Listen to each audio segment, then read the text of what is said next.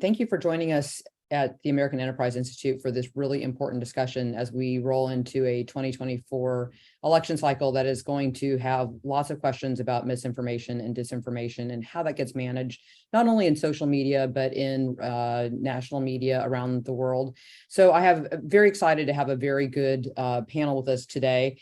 We have a short time period. We have an hour, so we're looking forward to getting through a lot of good topics. I'm going to start by just introducing who I have on today's panel. John Samples is a vice president at Cato Institute. He founded and directs Cato's Center for Representative Government, which studies First Amendment, government institutional failures, which you're having a great time with that right now, John, and public opinion. He has also written extensively on campaign finance reform and the use of freedom of speech, and he is a member of the oversight board, and we'll be discussing that with us in a minute. Katie Harbath is in the forefront. She is a forefront in the figure of elections and democracy and technology and has been for a long time. As CEO now of Anchor Change, she guides technology policy. She also serves on the Technology and Democracy Director at the International Republican Institute, holds a fellowship at the Bipartisan Policy Center, the Integrity Institute, the Atlantic Council. You must be very busy, girl. And she spent a decade at Facebook leading the global team to optimize political engagement in the platform. So we'll be hearing a lot about the history of the policies with the help of Katie. Clay Calvert is one of my colleagues over at the American Enterprise Institute as a tech fellow. He is also a professor of law emeritus at the Levin College of the, Brechner Eminent. You guys need a name that we can pronounce here. Brechner Eminent Scholar Emeritus of the College of Journalism and Communication at the University of Florida. And we have, Clay, you can correct that when it's your turn. But we've been very excited to have him join the team. He writes very regularly on these issues at techpolicydaily.com. So if you are not already looking at that space, please take a look at it. And then Pamela San Martin is a lawyer in Mexico committed to human rights, freedom of expression, and the strengthening of democratic institutions. From 2014 to 2020, she was an electoral counselor at the Mexico's National Electoral Institute, focusing on campaign regulations, freedom of speech, and ensuring minority rights in the democratic process. Previously, she worked for nearly a decade in Mexico City's Human Rights Commission and has been on the editorial board of prominent Mexican newspapers. Currently, she consults on elections, democracy, human rights, and especially region experiencing polarization and violence. So Pamela, you are very busy. She's also another member of the oversight board. So thank you all for being here this morning to have this discussion. John, I'm going to start with you. Can you give us just the outline of how the oversight board picks its cases and what you currently have before you and what we should expect going forward? Okay, thanks very much, and great to be here this morning. I want to talk about the facts of this case first, so we have a common base to go forward, then what Meta's done about it, and then what the oversight board might do, including why I picked the case. So the facts are, a video was posted to Facebook during in-person voting for the 2022 midterms. And in that, Joe Biden places an I voted sticker on his adult granddaughter and kisses her on the cheek. The Facebook post features an altered version of that video with the footage looping so that it repeats the moment when President's hand brushes against his granddaughter's chest. The post accompanying caption states that, quote, that Biden is, quote, a sick pedophile, unquote, and questions the mental wellness of people who voted for him. A user reported the content to Meta with the idea of having it taken down, but the company did not remove the post. The reporting user appealed, and the human reviewer inside of Meta upheld the decision not to remove the content. Now, it's important to recognize in September 2023, the post had fewer than 30 views and had not been shared, so it has a very limited audience.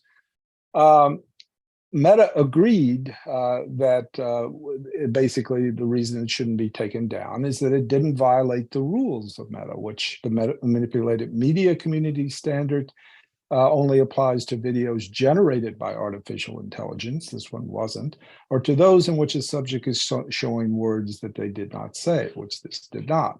Meta also decided that it didn't violate its larger manipulated media thing, misinformation rules or harassment rules, and in addition, also its hate speech rules. We can go into some of that later. This content was not reviewed by independent fact checkers, which is part of a program Meta has as being false or true.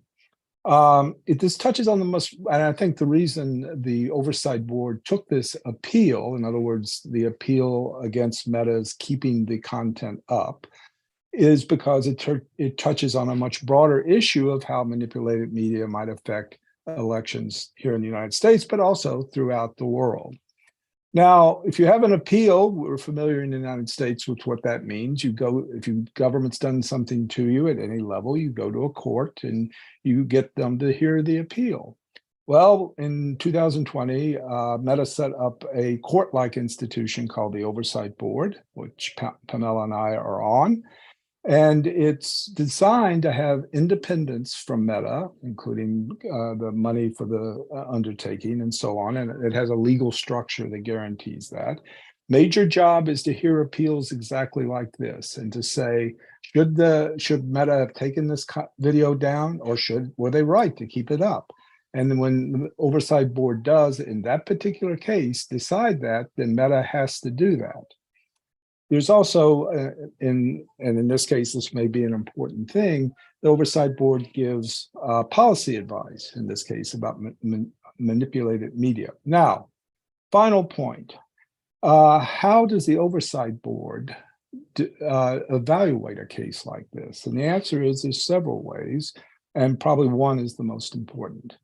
So the oversight board could say that by keeping this up, Meta violated its own rules, that it misinterpreted them as applied. This was the wrong decision. There's also something called Meta's values that are in the charter of the oversight board. The top value, the paramount value, is voice, which means freedom of speech. But the charter of the oversight board and of Meta says that voice is also limited by authenticity, safety, privacy, and dignity. So there are trade-offs there. That has not been used that much.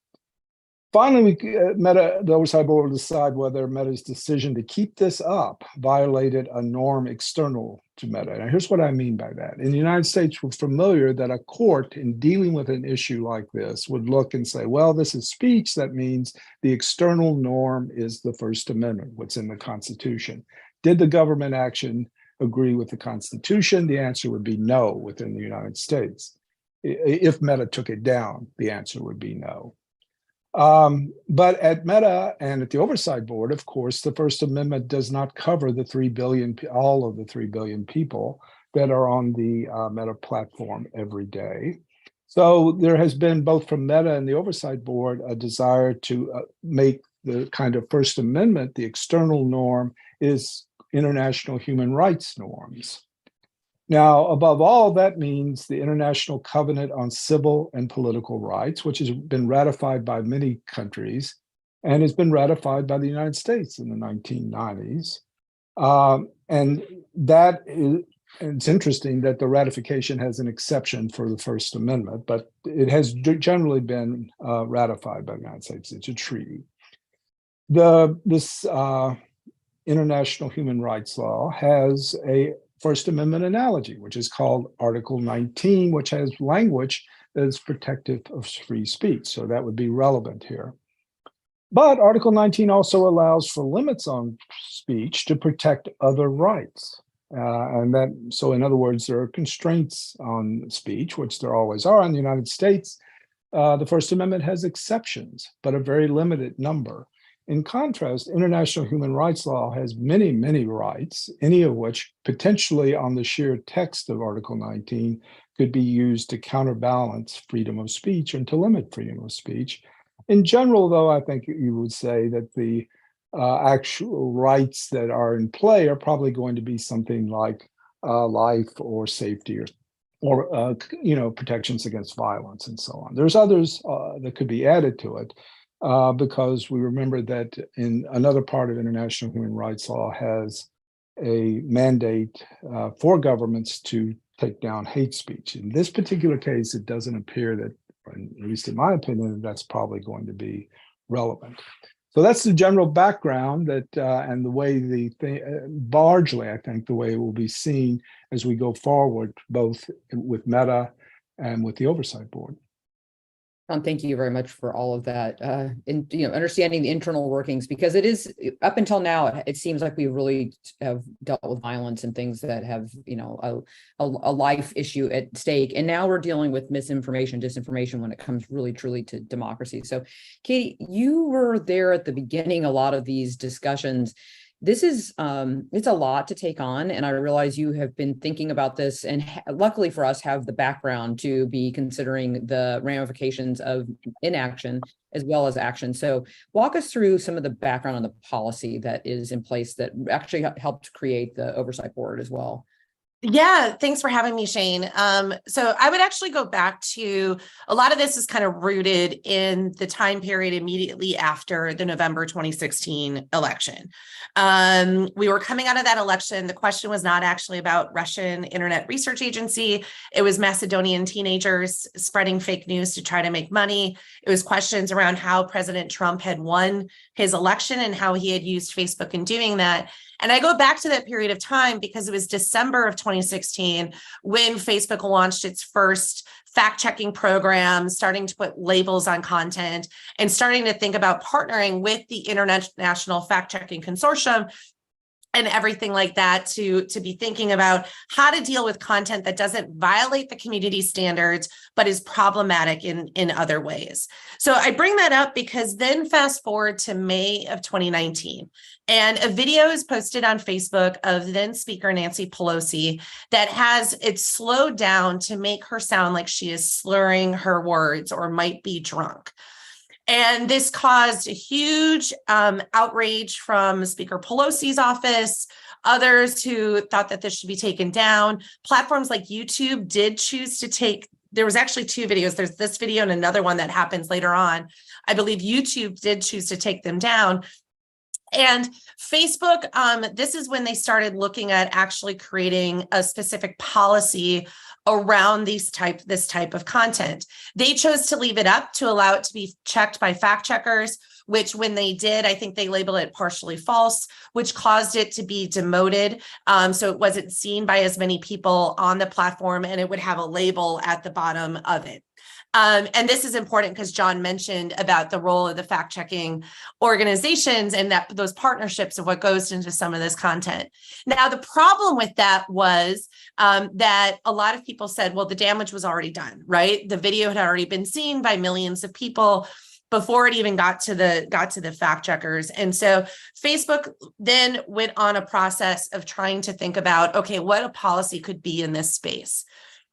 It actually took them, so that happened in May of 2019. I just looked, the policy was announced in early January 2020. So it was about a 6-month process that Facebook went through in talking to experts, talking to many different organizations about what this policy should look like. And when you start peeling back the layers of the onion on this, it starts to get pretty complicated. When you're looking at many campaign videos are ones that cut politicians' speech, they use sound bites. Is that considered manipulated or not?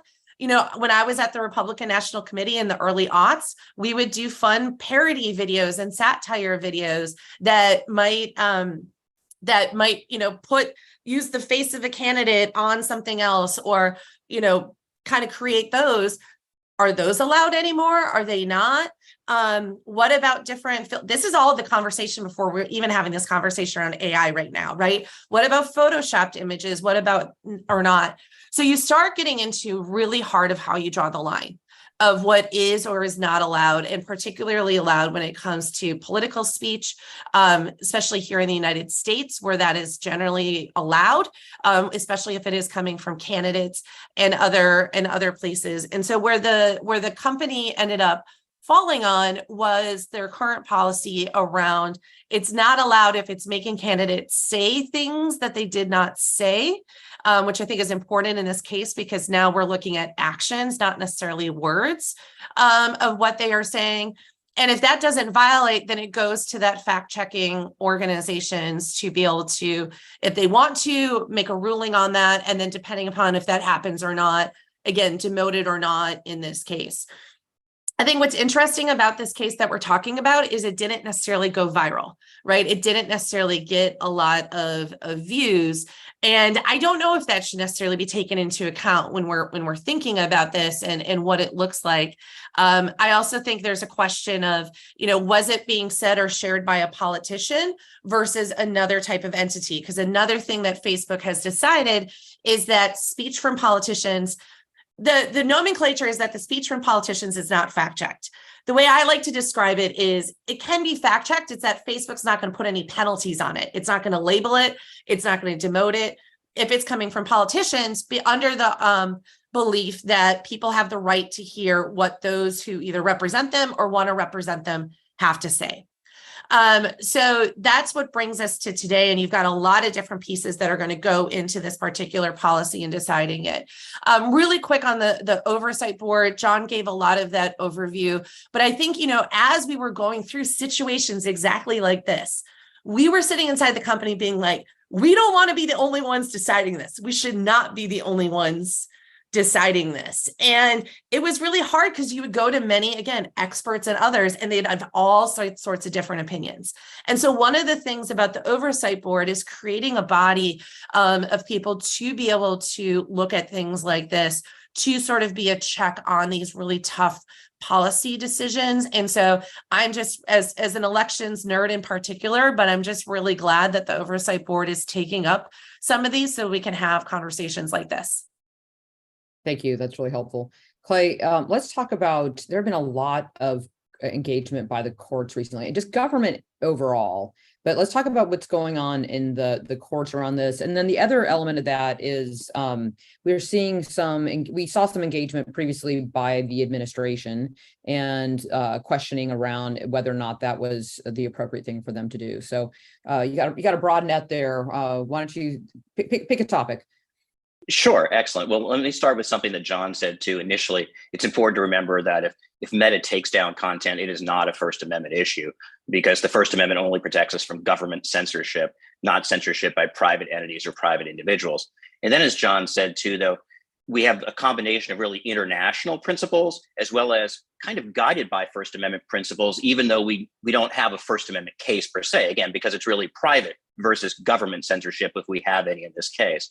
So to kind of talk about some of those principles initially, ones we might think about typically in the United States under the First Amendment, we think about the marketplace of ideas, this wide open, robust marketplace of ideas. And that's how we ferret out what's true and what's false. We let competition of the marketplace decide it. And then typically under First Amendment principles, we would have the notion of counter speech, that the remedy for speech that may be false or disinformation is not censorship, but to add more speech to the marketplace of ideas. In other words, counter it, counter speech, educate the public with that, just by way of background. Problem, of course, is we know that the marketplace of ideas doesn't always drive out falsities. Many mistruths continue to circulate. Not all people have access to the marketplace of ideas. And then the problem with counter speech sometimes is that we really don't, especially in election cycles, we may not have time to actually dispel the falsity. And also people living in their own kind of filter bubbles, they're not going to have access. They're not going to seek out that contradicting message to the one that they want to believe. In other words, that counter speech will never really make it through to them. So to go back to another point that you mentioned then, Shane, when we're talking about this, kind of the elephant in the room, if we're thinking about it, is that the Supreme Court on Friday of last week decided to take a case called Murphy, as in the Surgeon General, versus Missouri, which deals with the concept of jawboning, or just how far the government can go in trying to verbally arm twist, as it were, platforms such as Meta, Google, X, to take down content that may be misinformation. And so that's going to be a very important case. Right now, and it's a very politically fraught case, as we've seen it emerge, the Fifth Circuit Court of Appeals down in Louisiana issued a ruling that barred multiple Biden administration officials from engaging in what we call coercive or significant encouragement to social media platforms to take down material. So I think this is relevant here because we're talking about Meta has a policy about manipulated media. And then the question would come in, and this may not occur without us knowing it, what if Biden administration or whoever the government official might be comes in and asks Meta, hey, can you please take this down?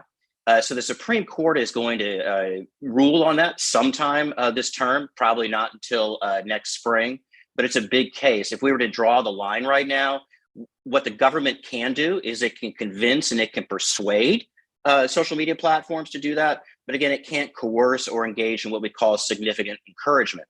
Significant encouragement obviously is a fairly broad term, a fairly vague term.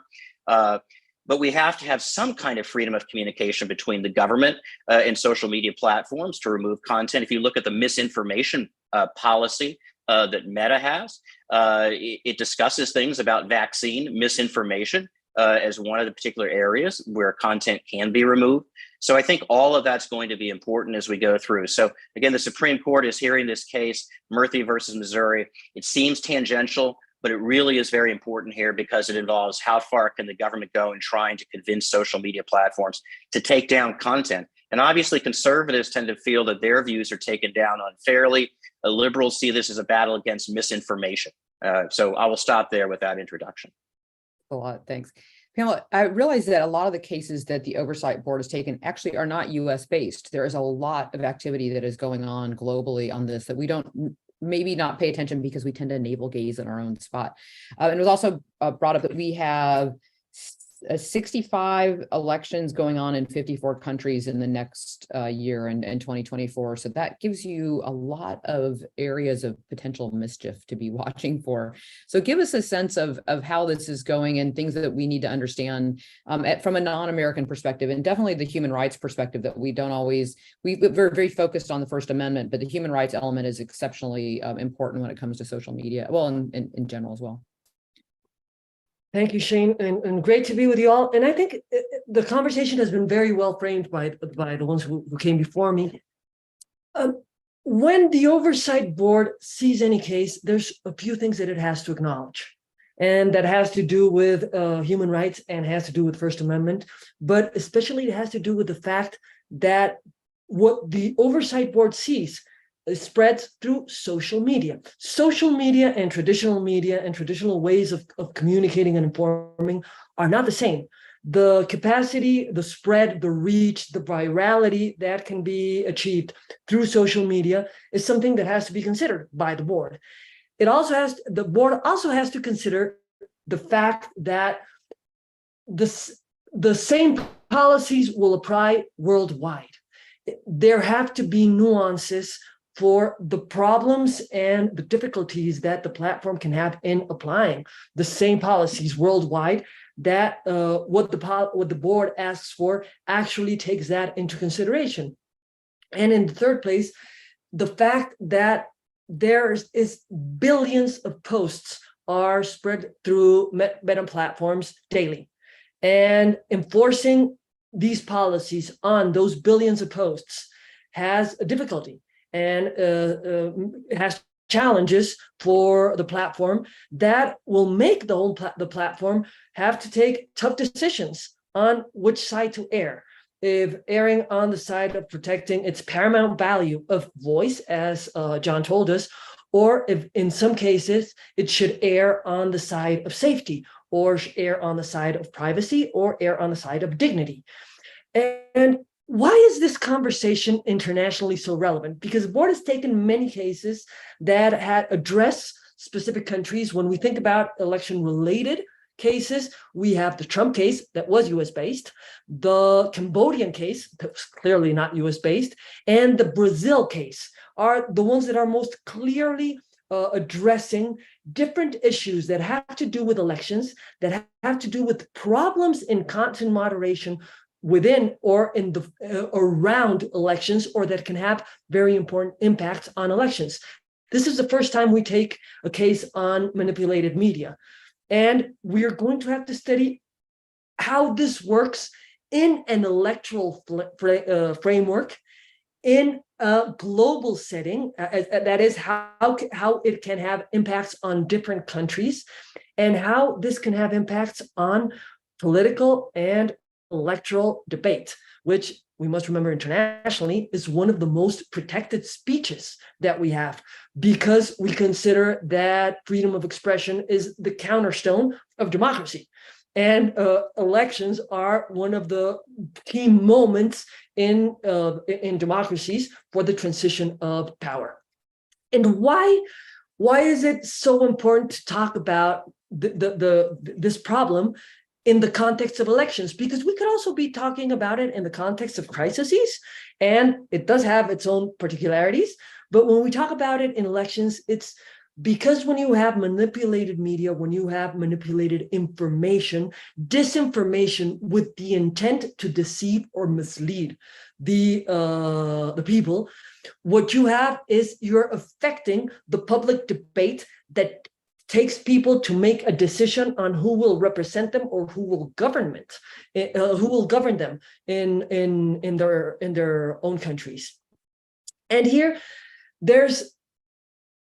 when we see manipulated videos, for example, manipulated images, manipulated voices, there's a very common reaction to saying, if this is trying to mislead us, this should not be part of the public debate, because it's not part of the debate. It's not the debate in itself. If something is completely false, that is not part of the political debate. But I think we go into a problem that Katie mentioned. What is manipulated? And when we think about what is something that is manipulated, I think we cannot forget what it is that we could be talking about when we talk about manipulated media, thinking about practices we have observed. The use of decontextualized or edited images or videos, talking about editing the videos to modify the sequence of a scene or to modify the voice of somebody who appears in that video or audio. But we also have completely false videos created by AI, something that never happened. It's not something edited or cut and put together in patchwork. It's something that never happened, and it's an image or a video that was created, or sound, voices that were created by AI. And this is not something that just occurred in the era of AI right now, that we have like this huge involvement of AI throughout the world. This is something that has happened for years. I recall in 2012, in the Mexican elections that we had, there was an edited video where they just took out one word of their opponent's discourse in an event where the original discourse said, "We are not in favor of violence," and they just took out the word "not." We are in favor of violence. You're completely modifying what the person, what the political actor, the public figure said by just taking out a slight piece of that edited video, and that didn't need AI. Right now, we have enhanced possibilities. We just had in the Argentinian elections, to put an example, there was a video about Javier Milei, the second place in the day before yesterday's elections, saying that if he won for 12 hours, all crimes would be permitted in Argentina during 12 hours, and they would not be prosecuted. That never happened. And there was this video that went viral and is going around, and we can have huge examples in very different countries and very different stages of democracies. It is not something that just happens in the US. We are taking the US case, but we have to think about all these impacts. And just to close this, I think there's one thing that we cannot lose sight of: the way political debate takes place. A relevant part of a political debate is the analysis of certain facts or actions. The reading and interpretation can be different, and it is very common for political actors to allege manipulation of information. Sometimes because it's decontextualized, sometimes because taken out of context, or because just a small fragment is put in, or different fragments are put together. But this is part of the political debate, but it can also be part of undermining the political debate. What we have tried through the board, and that is what we're going to try to do in this case, is to find or to give elements for Meta to find the right balance to be able to protect political debate while not protecting a discourse that will undermine or threaten or harm that democracy in itself, never forgetting that what we have seen in recent times is that the highest powers of the state, highest powers, either of political power or of economic power, are very many times behind the coordinating campaigns to disinform through manipulated media or through other forms of disinformation. I hope this context works a little bit. Well, you just reminded me of how many times Trump used to say fake news, fake news. Kind of forgot about that until now. I think I blocked that in my head.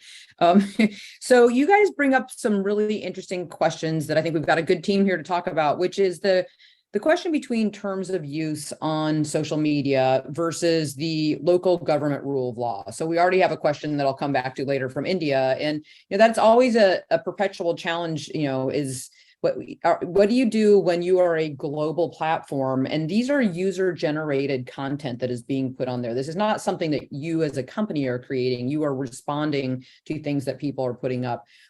How do you go thread the needle on that? Because some days I imagine that comes pretty close to the line on both sides, whether or not you keep it up with terms of use or whether or not you have to really deal with the government on their local laws. Just going to open that up to all of you.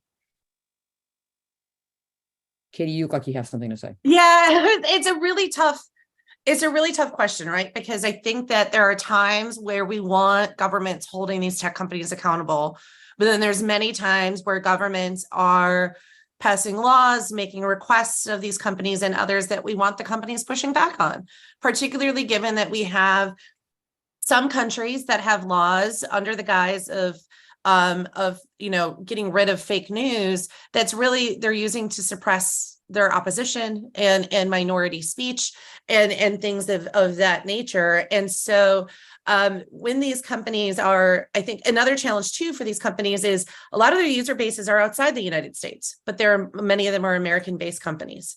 And so you are oftentimes very much grappling with the different cultural norms that all these countries have, the laws that they have of what they're requesting.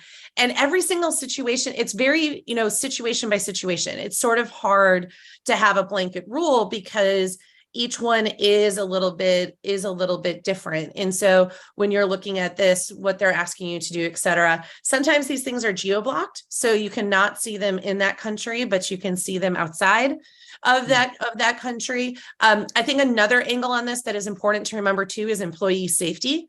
So many of these laws as well, should the company push back on a government request, the government might go arrest your employees. That happened in Brazil. They might go harass them. Many of them have as part of their laws that you have to have somebody on the ground in which to do this. And so I think for many folks, they might see some of these requests on the surface of asking companies to take down content under these sort of the laws and stuff. And there's a lot of other layers that these companies have to think through about when deciding how they respond or don't respond. So I would add to this, this may become particularly important for Americans in the next few years. It's become clear to me in my work at OSB that Meta has a very strong preference for having a single rule for the platform. And you can understand why that would be the case, because there's 3 billion people on this platform. You can't have people looking at, to any great degree, looking at what stays up and what comes down. So it has to be done by machines, and machines are more efficient if they have one rule. The problem with that from the United States point of view is that the European Union has passed a law called the Digital Services Act. At the moment, that law seems mostly procedural and mostly about transparency and disclosure.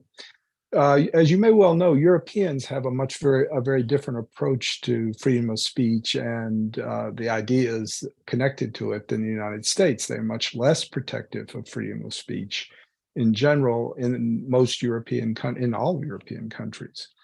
So it's certainly possible that in the next few years, the European Union will force Meta and other social media companies to apply European free speech standards both within the European zone, and because Meta has a strong preference for a single rule that will apply all across the platform, which is to say that the local rules of the United States, whether they're in New York or Texas, will actually not be either New York or Texas or the United States. They will be laws and rules that are made in Brussels.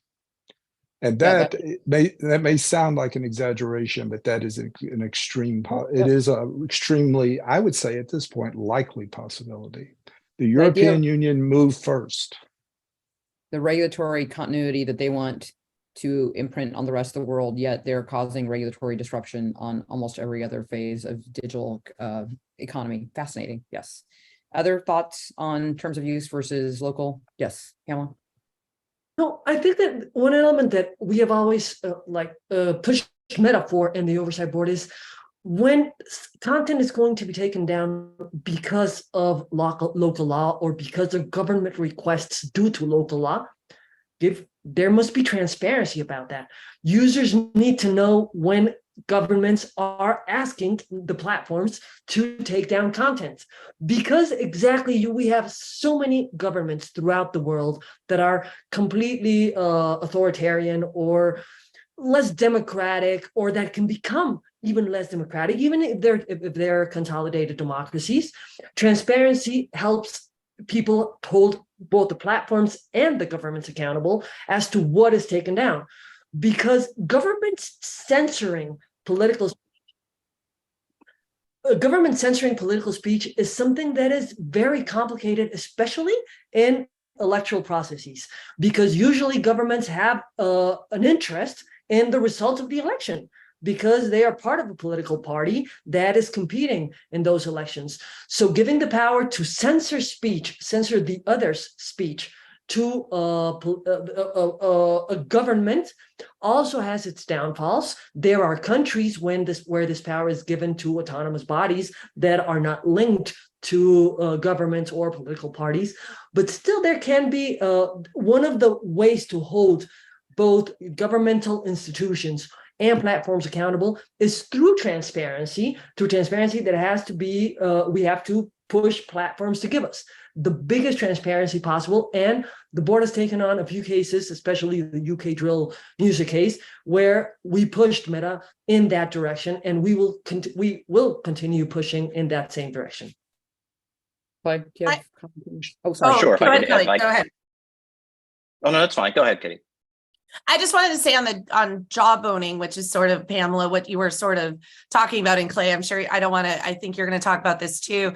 One of the challenges that there is in this is when governments make formal requests based upon their local law for platforms to make decisions.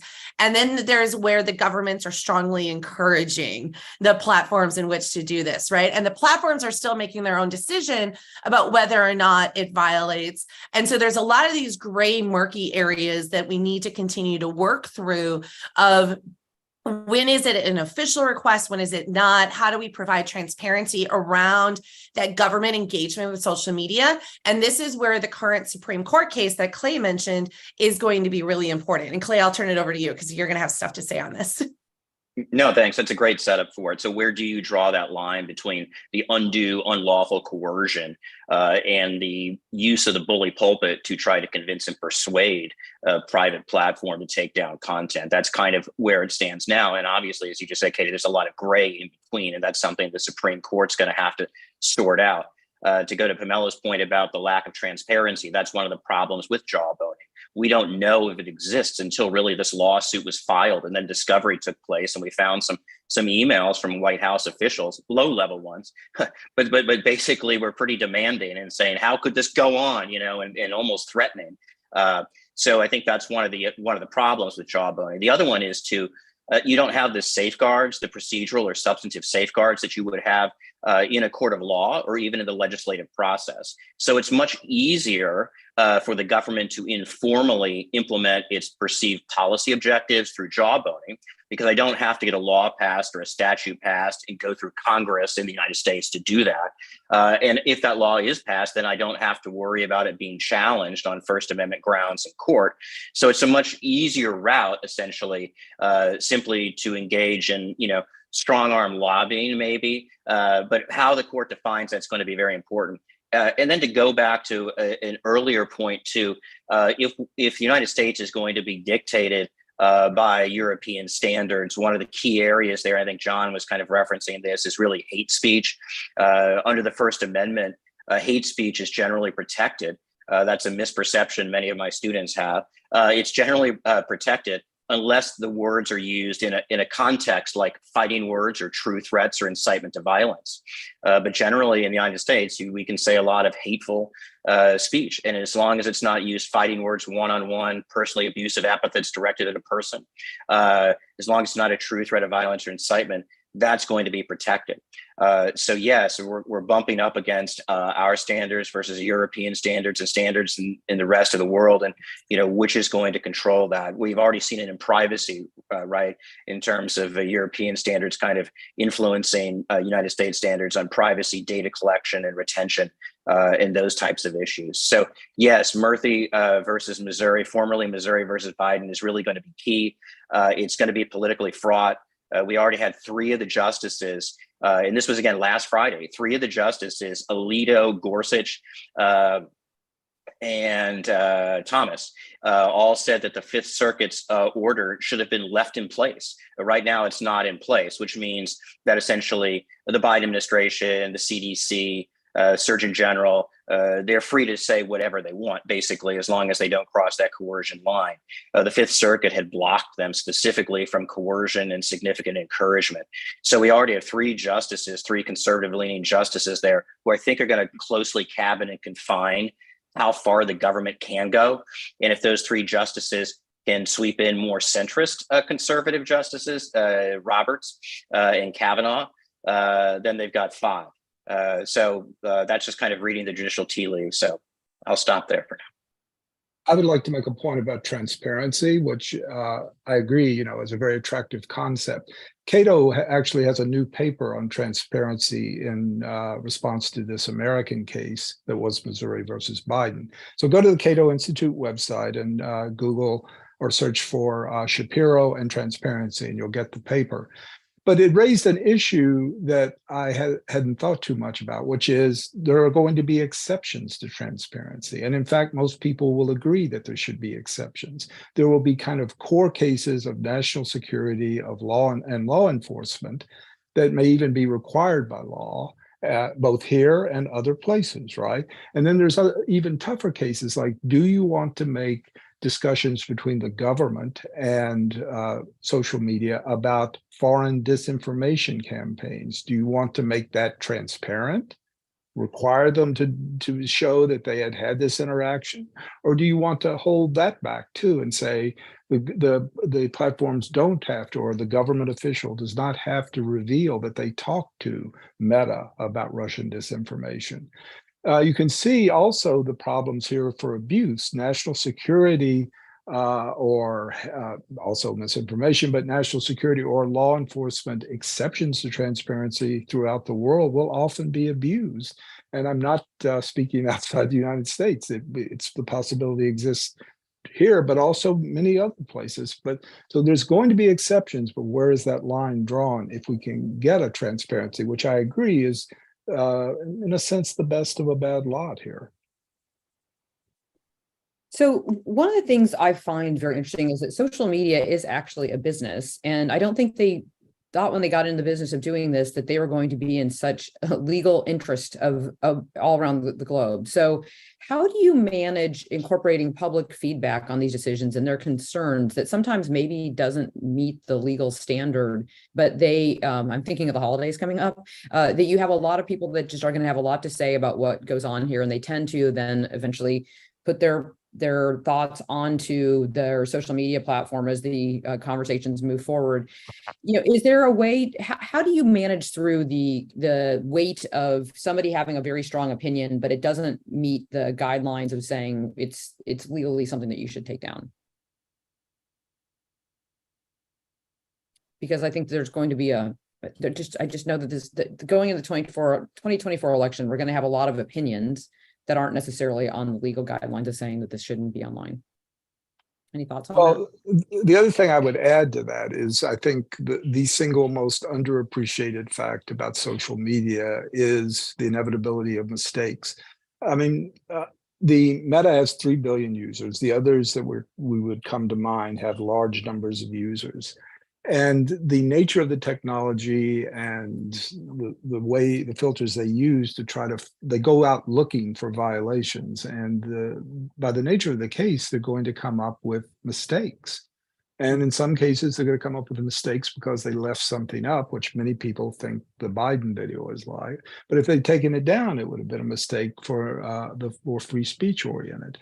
So it's hard to even just get the filters to work correctly. And when you've got 3 billion people, often things in an election context where everybody's assuming that the social media is on the other side, you're going to have mistakes that look very much like they were an attempt to push the election to the other side.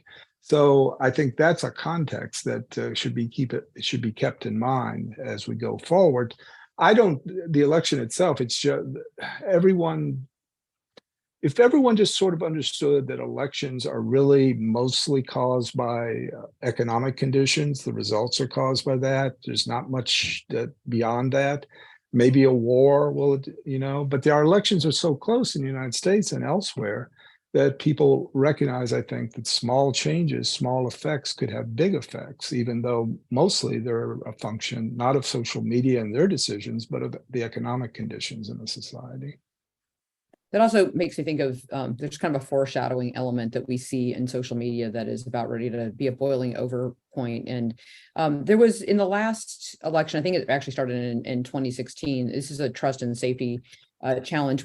There wasn't certain language sets that were being translated, and so they didn't pick up right away on some of the issues, not necessarily in the U.S. elections, even though there was some of that when there were concerns about. But so it was Russia. And Katie, did you say it was Macedonia? Where are the kids that were hanging in the original? Macedonian teenagers. Yeah. Teenagers, yeah. I mean, so we might have missed some of the clues on that, but on also some of the other foreign elections where they just weren't picking up on the challenges very early on. Do we know, we hit every language set no to man now with artificial intelligence that no, we're still working through that? Okay. So we have a lot. There's a huge issue. Sorry, there's a huge issue with. So there's the resources that the companies can put into it of building the classifiers and things of that nature.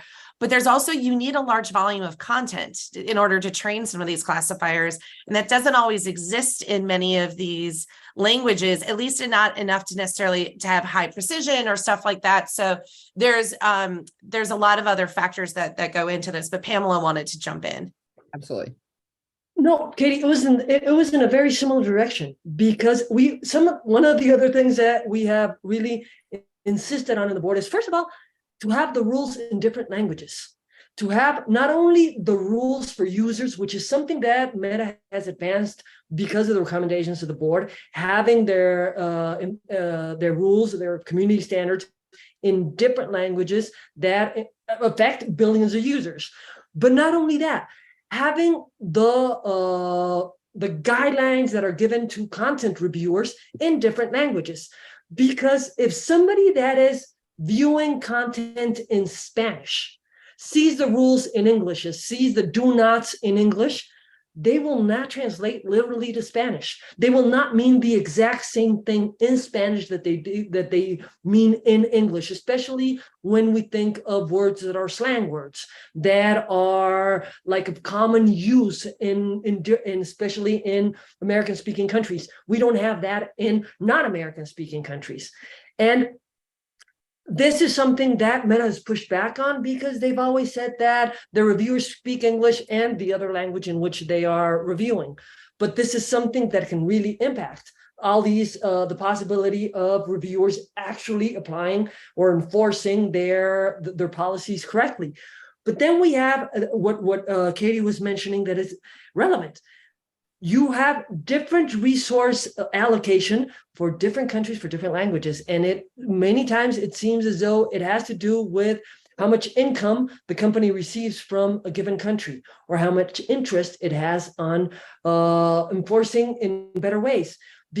And this has to do with the fact that if you have human reviewers or not because the human reviewer is going to be the ultimate answer to all of our problems. It's because the human reviewer will give you more data sets to be able to put into the classifiers to have a better to make those classifiers more accurate, more precise when they are enforcing. When you have huge data sets in one language and you don't have them in another, it will have an impact on the way content is enforced. Moderation is enforced.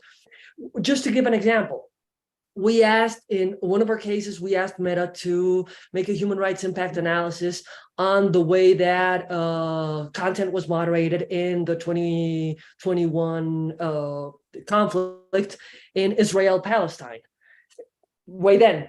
And BSR that made this human rights impact assessment says you have completely different capabilities to moderate Hebrew and Arabic. You have completely different tool sets with completely different precision in Hebrew and Arabic. Of course, having less precision in Arabic, which takes us to much more over enforcement. That is, of taking down much more content that should not be taken down because it does not violate any policy, which suppresses speech. But that is some elements that I think have to be there when we push in the board for Meta to increase the amount of human reviewers. It doesn't only have to do with the fact that you want human review on some things. AI can help better address the challenges that AI generates. But for AI to actually do it, it needs huge amounts of data sets that can be provided by human reviewers. Thanks. That's very I was helpful. going to say that one way to think about some of the problems that we're talking about, all the different cultures, all the different languages and everything, is just looking at Meta's manipulated media policy. And it uses the concept of the average person, the average person's perspective. And we've already heard there are 3 billion people out there. So when we're talking about the average, and it says the average person, that's whose eyes we're looking at, what's manipulated. Who is the average person? Obviously, it's a mythical person. It might be helpful to narrow it down at least to the average adult, but that doesn't get us very far in terms of, who's the average Republican in the United States or a staunch conservative is probably going to interpret something very differently than the average or staunch Democrat's probably going to interpret something when they see it.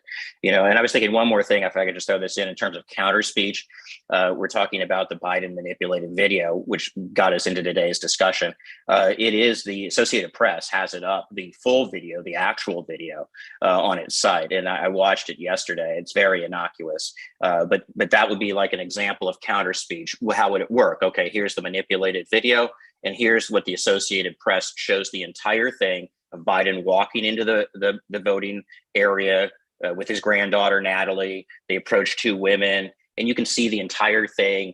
She puts the sticker on his lapel, right, on his jacket, and then she says, and then he says to her, which side would you like it on? She says here. So that's an example of counter speech as I would see it. Now, again, who's going to go out and watch that video? Who's going to search and find it? Nerds like me, maybe, I guess, yesterday. But generally, most people aren't going to take that time to kind of do that. So counter speech isn't always effective. I just wanted to add that in.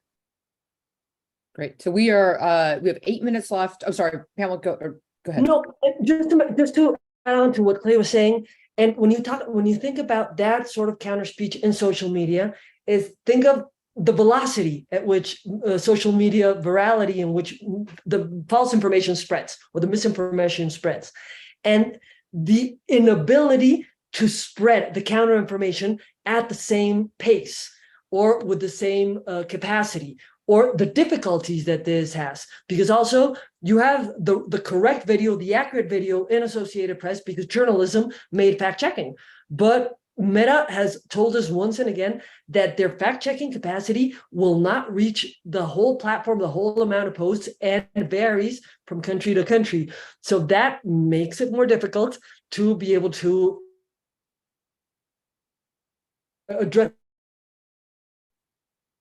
I think we lost kind of her there. counter speech that you are so right would actually like.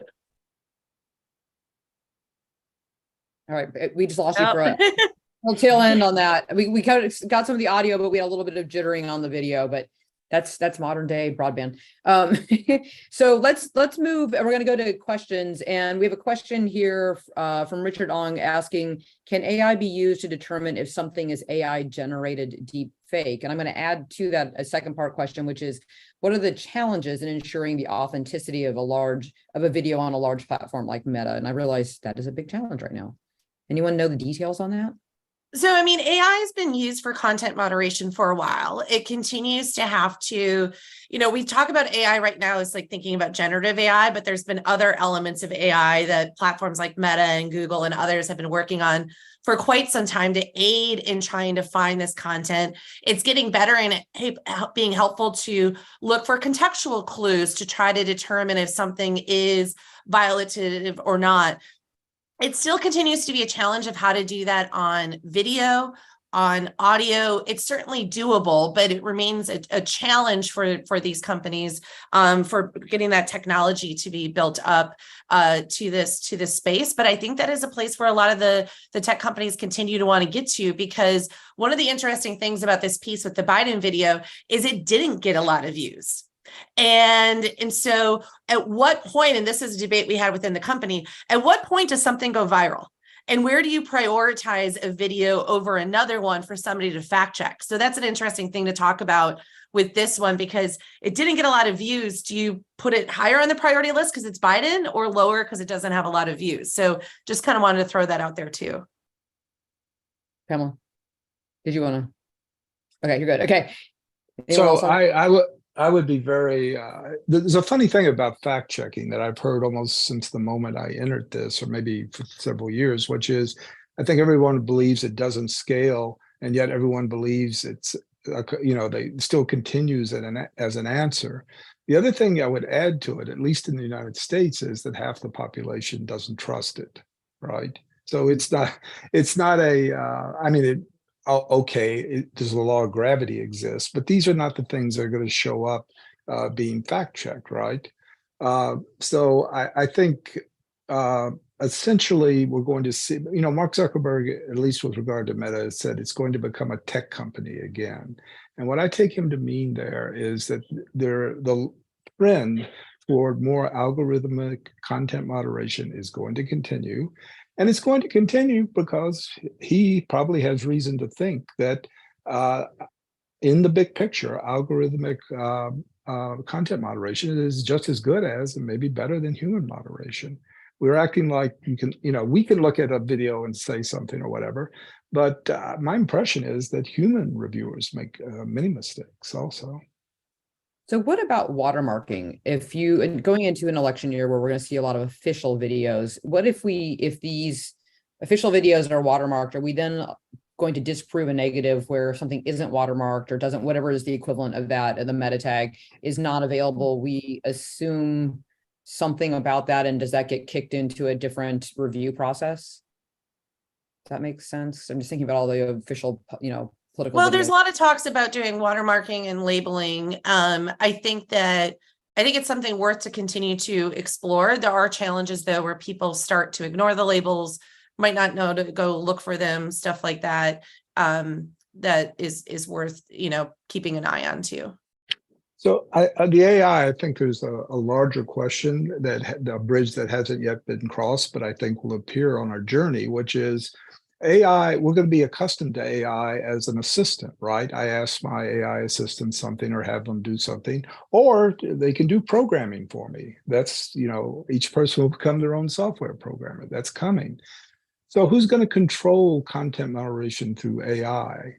Is it going to be the individual user, or is it going to be, as it is now, the company? Now, the individual user, on the one hand, would solve a lot of problems because they could have the kind of social media feed that they want, right? Presumably, as AI gets better. The company might have problems with that, but they also might, as a market force, want to give people what they want. And we don't even really know how AI is going to be perceived as it comes. But I think once people have their own little AI assistants doing all this great stuff, I think Andreessen's right. It's going to be, you can't take that away from me. And they're going to want it to set up their kind of platform and to do their own content moderation. Yeah. Yeah, but I think we have to take something into account, John, that even if there is a user control through AI, on what the user is seeing. There is content that an individual user might not see, but that still can create great deals of harm, societal harm in a given country, in a given context, in a given region. And that is something that the companies are going to have to address. And there's where the companies are still going to have a responsibility to find the right balance, because there's a lot of potential harms that can be done through social media that impact the whole of society, the same way that we have potential benefits through social media that we have to protect, that we have to preserve because of the societal benefits. I think we're again going to be in a balance there. Well, in Okay, theory, that's correct, but you have to have an agreement, substantial agreement about what is a harm All right, in a so one society. left, and I'm going to take a question from Indra. It says, given the integration of AI in manipulating media, would you address the ethical implications? We did this, okay. But it's very, I think she says, any thought on there's any particular country right now that seems to be getting it right? So is there someone else we think is doing something that we are not currently engaging in globally? Okay, I think that was, we're gonna end on a all right. Thank you all so much for your time on this topic. I imagine we will be watching all of your spaces to see what goes next. I know a couple of you are bloggers. Some of you are just putting important things out there in the sphere. One final question: when does this case? When will the decision be brought forward? In the Murthy case, or we're talking the Meta case? In the Biden case, in the Meta case. At January? Yeah, I think that sounds right. There's always some variation, and it just was announced a little bit, so it can take up to a couple of months easily. All right, and then Clay, since you brought it up on the other case. Yeah, probably won't know until late spring. The court usually saves the biggest decisions for last. Okay, fantastic. Thank you all for your time. Thank you to all of our viewers, and we look forward to hearing from you in the near future. I appreciate it. Thanks.